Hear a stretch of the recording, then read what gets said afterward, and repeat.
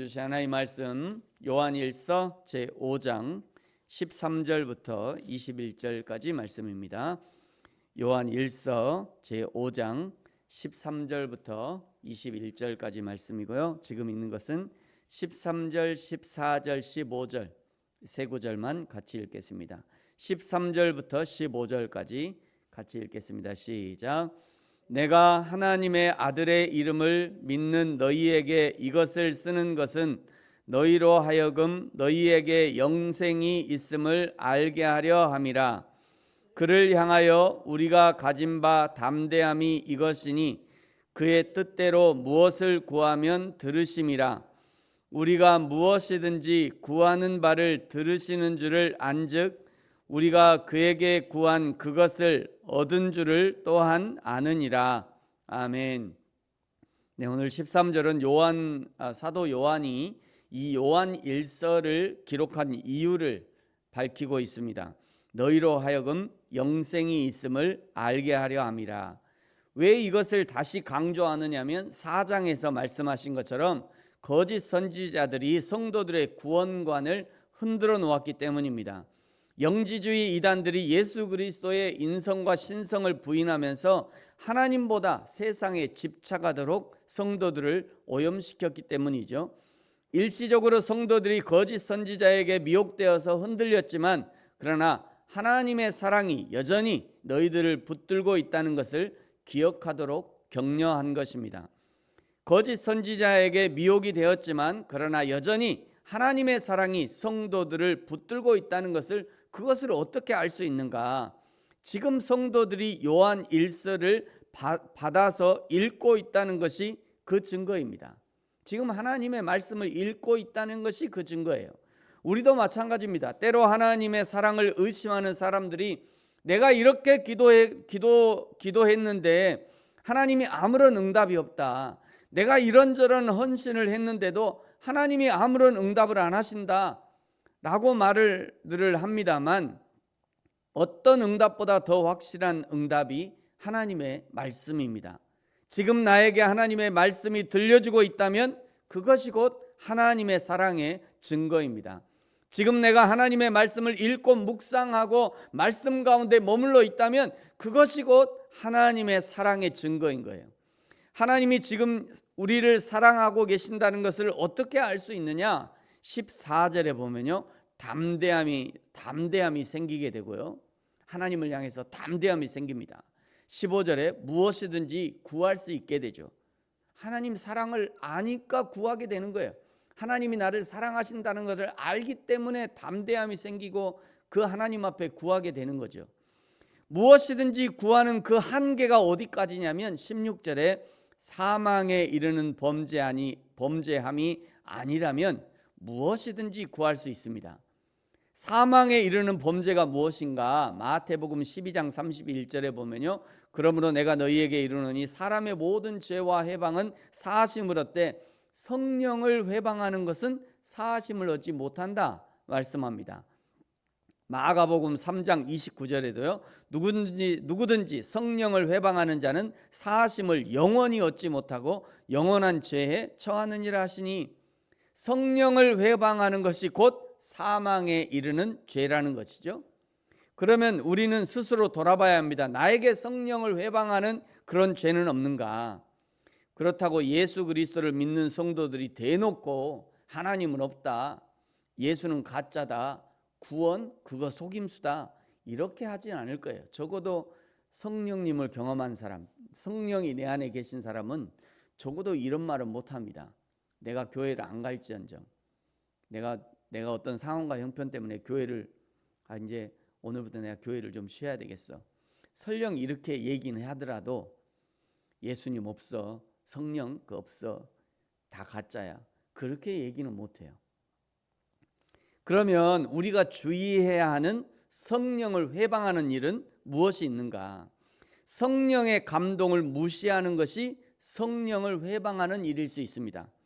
성령의 감동과 악령의 감동을 구분하지 못하는 것이 성령을 회방하는 일일 수 있어요. 성령의 감동은 하나님께 영광을 돌리고 하나님을 기쁘시게 하는 일이며 영혼을 구원하는 일, 하나님의 교회를 세워가는 일, 성경을 가르치고 성경을 배우는 일, 하나님의 성도를 세워가는 일, 전도와 선교를 돕고 실행하는 일들이 성령의 감동하심일 것입니다. 이런 성령의 감동에 호응하지 않고 거부하고 오히려 방해하고 힘을 빼는 일들이 성령을 회방하는 일들일 거예요. 최근에 여러분 뉴스 보셨으면 모르겠습니다만 일본의 쌀값이 막 천정부지로 올라갔고 5kg 하나에 5만 원 하고 막 쌀값이. 한국에 놀러 와가지고 쌀을 사간대요, 일본 사람들이. 실제로. 그런데도 그 아무 말도 못하는 일본 백성들 데모도 안 하고, 우리나라 같으면 폭동이 일어났을 겁니다. 막 데모하고 난리 났을 거예요. 근데 일본 사람들은 아무것도 안 하거든요. 데모도 안 해요. 자, 그게 백성들이 사실 억눌려 있는 거죠. 그 오랜 정치의 오랜 그 나쁜 것들, 그거에 억눌려 있어요. 이상하대요. 한국 사람들이 이번에 대통령 뽑았잖아요. 이렇게 투표하는 거 보면서 너무 이상하대. 한국 사람들이 어떻게 저럴 수가 있냐. 그런데 자기들은 안 해. 자기들은 투표하지 않으니까 정치권이 안 바뀌어. 정치권이 안 바뀌니까 백성들의 삶은 늘 곰핍에 있어요. 쌀값 하나도 억제하지 못하는 그런 정부를 가지고 있으면서 그냥 거기 참고 살아요. 저는 그런 모습을 보면 불쌍해요. 제 마음 가운데 불쌍한 생각이 들어요. 그런 것들을 깨뜨려 줘야 되죠. 복음으로, 복음 안에서. 그거 정상 아니라고 얘기를 해야 되잖아요. 정치라는 것은 하나님의 공의와 정의를 실현하는 게 정치인데 너희 정치권들이 그걸 못하고 있다. 그거는 하나님의 공의와 정의 아니다. 복음 안에서 그거를 깨뜨려야죠. 복음 안에서 그걸 깨달아야죠. 복음 안에서. 복음만이 그걸 가르쳐 주잖아요. 하나님의 공의와 정의를 복음이 가르쳐 주잖아요. 그러니까 복음을 알면 지금 우리 정치권이 그렇게 못하고 있구나, 이걸 알고 거기에서 그렇다고 막 화염병 던지라는 말이 아니라 거기에 대해서 너희들이 지금 이렇게 잘못하고 있어. 너희들이 지금 백성의 삶을 지금 곰핍하게 하고 있어. 너희 정치권들 그러면 안 돼. 복음 안에서 얘기할 수 있는 거잖아요. 근데 그거를 못 해요. 왜? 백성들이 막 눌려 있으니까. 저는 이제 그런 모습을 보면 이게 교회의 문제구나, 복음의 문제다라는 생각이 들어요. 그래서 사실은 복음을 전하는 그런 것도 있죠.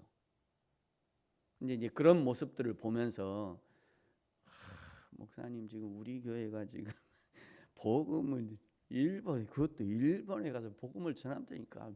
나는 그거 반대합니다. 나는 일본에 복음을 전하는 그런 교회면 난 안 갑니다. 목사님이 일본 선교를 포기하든지 내가 이 교회를 포기하든지 막 이렇게 하겠습니다.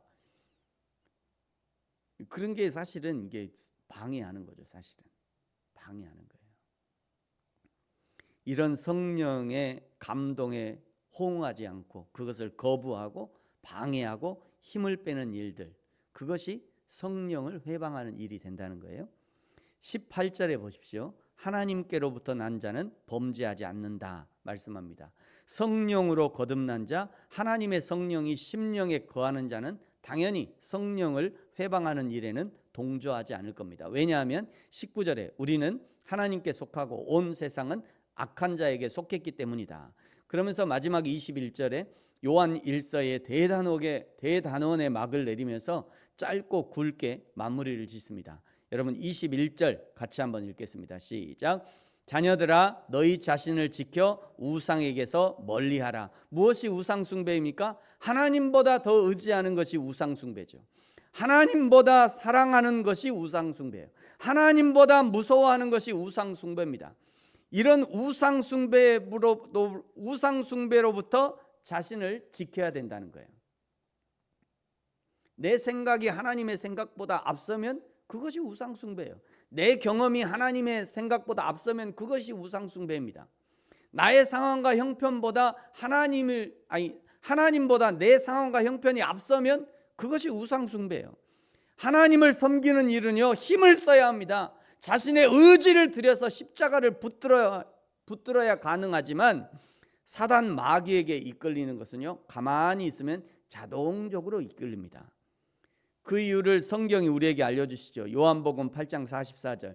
너희는 너희 아비 마귀에게서 났으니 너희 아비의 욕심대로 너희도 행하고자 하느니라. 어릴 때 지남철 자석을 가지고 이렇게 흙에다 이렇게 쓱 문지르면 그 흙 속에 철분이 자석에 막 붙잖아요. 똑같아요. 우리도 가만히 있으면 우르르르 사단 마귀에게 붙들리는 겁니다. 그래서 예수님께 붙어 있도록 힘을 써야 한다고 말씀하시는 거예요. 사랑하는 성도 여러분, 저와 여러분이 이 세상에 가득한 우상 숭배로부터 나를 지켜 오직 여호와 하나님 한 분만 의지하고 사랑하고 여호와 하나님을 기쁘시게 하는 자로 설 수 있기를 예수님의 이름으로 축복합니다. 기도하겠습니다. 하나님 아버지 감사합니다. 우리의 세상이 우리의 신앙을 좀먹는 우상 숭배들로 가득합니다. 우리의 인생 살아가는 동안 오직 여호와 하나님만 사랑하게 하시고 오직 여호와 하나님만 의지하게 하시고 오직 여호와 하나님만 즐거워하는 우리 모든 성도들 되게 하여 주옵소서. 감사합니다. 예수님의 이름으로 기도합니다. 아멘. 하늘에 계신 우리 아버지의 이름을 거룩하게 하시며 아버지의 나라가 오게 하시며 아버지의 뜻이 하늘에서와 같이 땅에서도 이루어지게 하소서. 오늘 우리에게 일용할 양식을 주시고 우리가 우리에게 잘못한 사람을 용서하여 준 것 같이 우리 죄를 용서하여 주시고 우리를 시험에 빠지지 않게 하시고 악에서 구하소서. 나라와 권능과 영광이 영원히 아버지의 것입니다. 아멘.